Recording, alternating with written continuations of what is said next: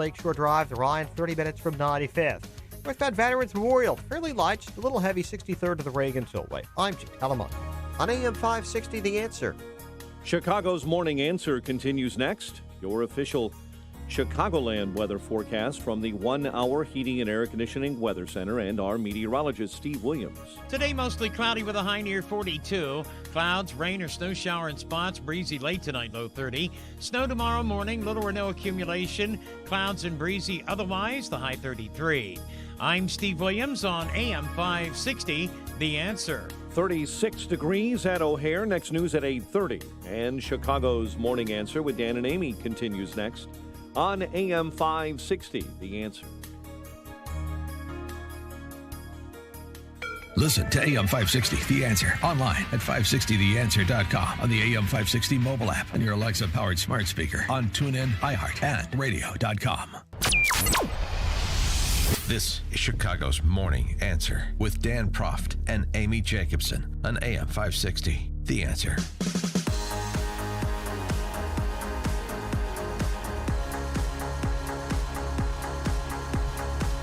Top of the morning, Dan and Amy, and President Trump in his pre-Super Bowl interview with Sean Hannity yesterday had this to say about what the U.S. is doing to stem the spread of the coronavirus. How concerned are you? Well, we pretty much shut it down coming in from China. We have a tremendous relationship with China, which is a very positive thing. Getting along with China, getting along with Russia, getting along with these countries. Have you offered the Chinese president help with the coronavirus? Oh, yeah. Well, no, we're offering them tremendous help. We have the best in the world for that. We've done a tremendous job in many other instances also on that, even recently. No, we've offered China help. But we can't have thousands of people coming in who may have this problem, the coronavirus. So we're going to see what happens. And so where are we in the count since you're running the ticker on this? 17,500 confirmed cases around the world, 11 here in the U.S., and 362 deaths. For more on this topic, we're pleased to be joined by Dana Cheng, senior editor of China News for the Epoch Times. Dana, Epoch Times, Yes. Excuse me. Thanks for joining us. Appreciate it. Thank you for inviting me.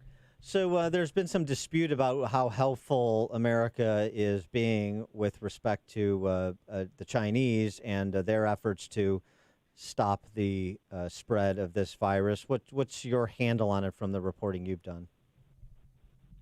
Well, China has a long history that they are not open to Western help when there are crises.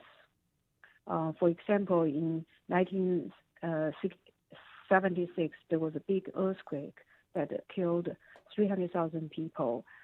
Mao at that time was not open to the help from the West. And today, China controls information very tightly, so they don't really welcome international medical experts to go there. Whether U.S. has medical team there, I hear different news, so I'm not sure. Well, just in terms of them controlling information, since you brought that up, this is interesting. Zero Hedge, which is a popular sort of libertarian financial website, was permanently banned from Twitter over the weekend after it published an article questioning the involvement of a particular Chinese scientist in Wuhan with respect to the outbreak of this coronavirus.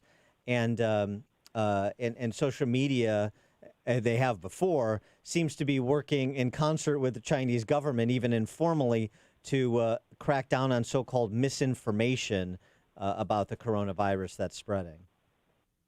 Well, I give you an example. A few days ago, a local person in Wuhan visited a hospital, and he recorded on the video that within 5 minutes, 8 dead bodies were shipped out of the door, and there were more in it.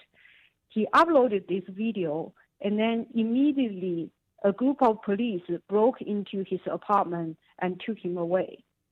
So no one is supposed to say anything on the social media, not following the directive from the government. In fact, in December, there were information posted on, among friends circle that a SARS-like virus is circulating in Wuhan. And some of them, maybe all of them, were doctors. They post information on their doctors' social media circle. So by the end of the year, 8 people were arrested for spreading this alert. Wow. If they were allowed information, people will be prepared. People would learn to protect themselves. So 5 days before the lockdown, there were big party in Wuhan, and it's a potluck party that involved 40,000 people. That's 40,000 families. That's 130,000 people. That's only 5 days before the lockdown of Wuhan. So how widely spread those activities could be? So the numbers. That's all because there were. Yeah, go ahead. No, you're right. They could have finish what you were going to say. They could have prevented this if they would have given out the information. But the information now that they're giving out, do you believe the numbers, or do you think they're much higher than, say, 17,500 with the disease and 365 dead? Well, that's greatly underreported. At least, the real number is at least 10 times high. I give you an example. We have heard information that one funeral house in Wuhan has 14 furnace, like 14 oven to burn, to cremate the dead body, and it operates 24 hours. That's consistent with what a nurse told the Daily Mail at the end of last week, too. She pegged the number at closer to 100,000.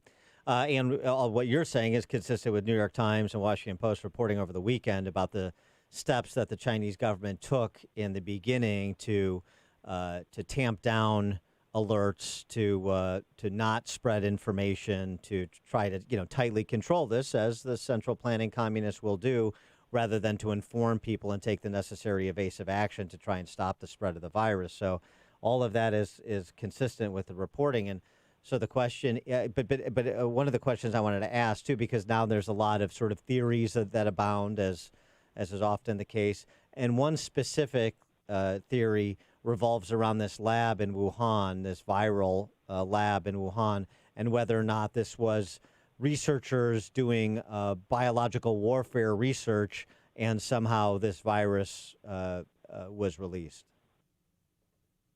I think if China is open to the international medical expert to investigate where is the source of this virus, it can be quickly discovered, the origin of the virus. Right now, it's mysterious.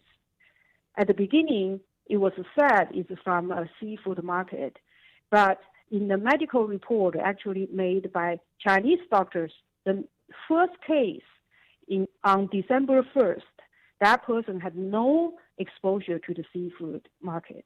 So obviously, there are other sources. Interesting. And so where is the Chinese government now in terms of what they're doing with this virus having spread as far and wide as it has? Are they taking some of the necessary actions that should have been taken? Are they being more open to Western help, or is it still the same protocol that it was at the beginning of this? They are not so open, and they dare not to open. And that's why they close the internet. They censor all the internet.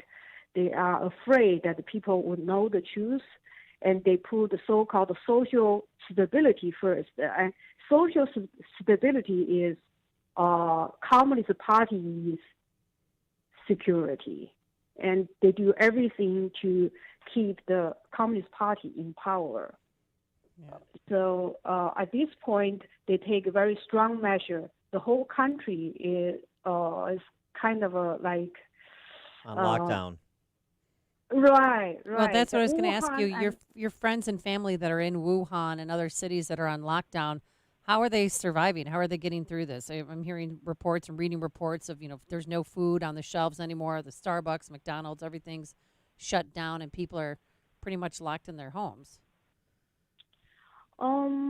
It's only 10 days. I haven't heard that people are starved to death, but there are a lot of deaths in their apartments. Majority of people are turned back by the hospital because the hospital cannot handle all the patients. So they are sent back home, and when they are sent back home, they are sent back to the community and their family members. So it's very dangerous. And we have heard more and more that people can collapse while walking on the street, and dead bodies were shipped out of their apartments. It's very sad. She is Dana Cheng. She's the senior editor of China News for the Epoch Times. Dana, thanks so much for joining us. Appreciate your insights. Thank you. Thank you for inviting me. Take care. Thank you. And she joined us on our turnkey.pro answer line. There's only one radio show in Chicago talking about today's biggest stories and telling you what they really mean. That show is this one, Chicago's Morning Answer on AM 560, The Answer. Spark ideas for spring home improvement at the Old House New House Home Show, February 7th through 9th at Pheasant Run in St. Charles. Explore the latest in kitchens, baths, basements, additions, and landscaping. Discover displays from hundreds of award-winning contractors, designers, and craftsmen. Connect with experts on solar energy, painting, patios, pergolas, roofing, waterproofing, windows, doors, flooring, and more.